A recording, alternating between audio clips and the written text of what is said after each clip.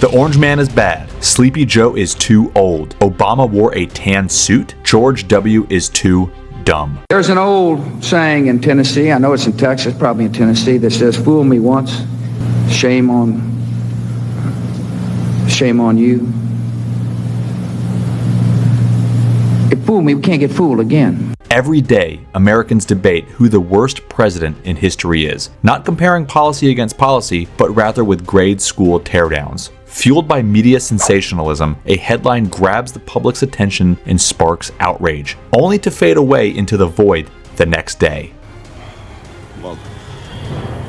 And yet, despite all of those false premonitions, exaggerations, and blatant lies, the country is still here, and by most metrics, doing better than ever.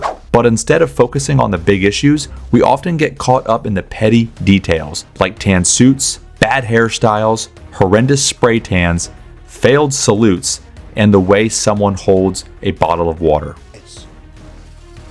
Maybe it's just the TikTok brain rot that we're being exposed to, but history often offers perspective. While we may feel that every day is the worst day in history, the reality is many people simply lack awareness of the past. If you really want to know what failure looks like, you don't have to conjure up some clickbait headline or visit your favorite subreddit echo chamber. Just open a history book, or in this case, keep watching this video.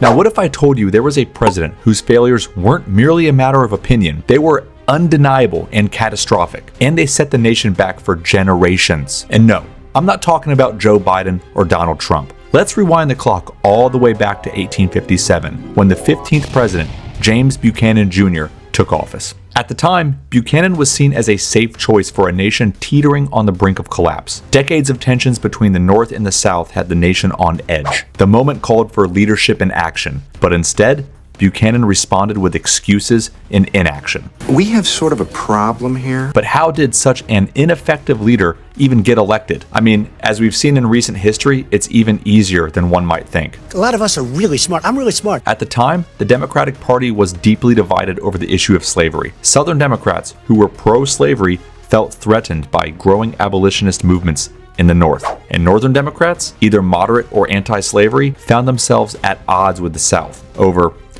well, slavery. Obvious. Buchanan, viewed as a moderate, was chosen as a compromise candidate to unite the party. In 1856, he won the presidency in a landslide, but almost immediately, his presidency began to unravel. It will stabilize! It's under control! So, what went wrong? What made Buchanan so disastrous? His first major mistake was endorsing the Dred Scott decision. If you're unfamiliar, the Dred Scott decision was one of the most infamous Supreme Court rulings in United States history. Dred Scott v. Sandford, 1857. In short, it denied Black Americans citizenship and declared that Congress had no authority to stop the expansion of slavery into the territories.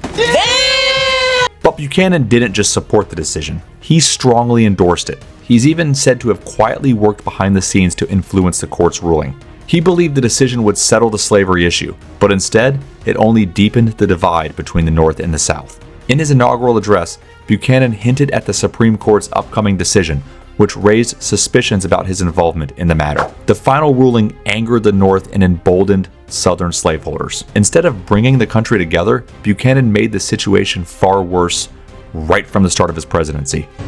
Oops. But Buchanan's endorsement of the Dred Scott decision wasn't his only major misstep. He was also linked to the Lecompton Constitution. In case you forgot what the Lecompton Constitution was, I don't get it. let me refresh your memory. In 1857, Kansas was not a state, and it needed a constitution to enter the Union. One of the four proposed constitutions was the Lecompton Constitution, which was heavily pro-slavery. It's a bold strategy, Cotton. Let's see if it pays off for them. The majority of Kansas residents, however, were anti-slavery, so you can kind of see how this would be an issue. But Buchanan strongly endorsed the Lecompton Constitution, arguing that rejecting it would undermine popular sovereignty, which was the principle that settlers should decide whether to allow slavery. To make matters worse, Buchanan applied political pressure, allegedly even bribing and threatening legislators to push it through. His actions backfired. Northern Democrats rejected the plan, and the Lecompton Constitution was ultimately defeated. This controversy only worsened the North and South relations. Buchanan's alignment with the South ensured that slavery remained the central issue in American politics. So, Buchanan had made a series of disastrous decisions when it came to slavery. He botched the Dred Scott decision and he backed the wrong Kansas Constitution. But surely, he would eventually do something to make the situation better. Right? Wrong. As Southern states began leaving the Union, they seized federal properties. I'm not talking about stealing that stapler on the way out after being fired. No. I'm talking about forts, arsenals, navy yards, and anything else they can get their hands on. And Buchanan, he did little to stop them. One of the most glaring examples of this occurred in early 1861. As Texas moved closer to joining the Confederacy, General David E. Twiggs, the United States Army commander in the state, surrendered his entire garrison, along with nearly 20 military outposts and a vast stockpile of weapons and supplies. Just surrendered it. Poof. Gone. Without a fight. Bye, Felicia. This effectively handed the Confederacy control of the Texas military infrastructure. Instead of taking action to reclaim these resources, Buchanan did nothing. He argued that the federal government had no constitutional authority to prevent secession. This was the final nail in the coffin for Buchanan's presidency and really the Union. Game over.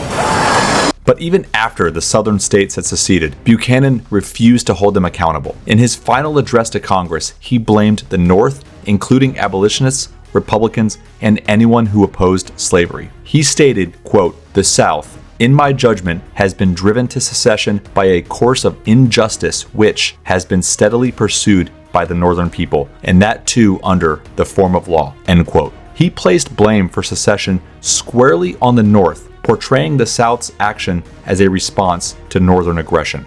He also expressed his belief that he actually lacked the power to act against the seceding states, stating, quote, "I have often wished that I could have seen my clear way to adopt some course of action which would have preserved the Union. But I do not believe the Constitution gives me the power to force a state to remain in the Union," end quote. At a time when the country desperately needed strong leadership, Buchanan pointed the finger at others rather than taking decisive action.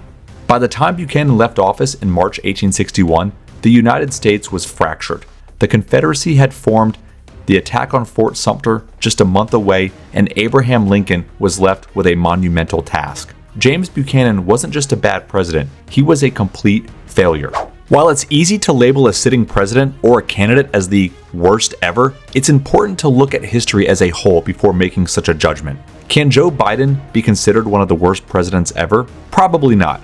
His presidency hasn't had the same monumental impact, good or bad, that some had feared. Is Donald Trump the worst president in history? Some historians believe so, but I'm not convinced based solely on his first term.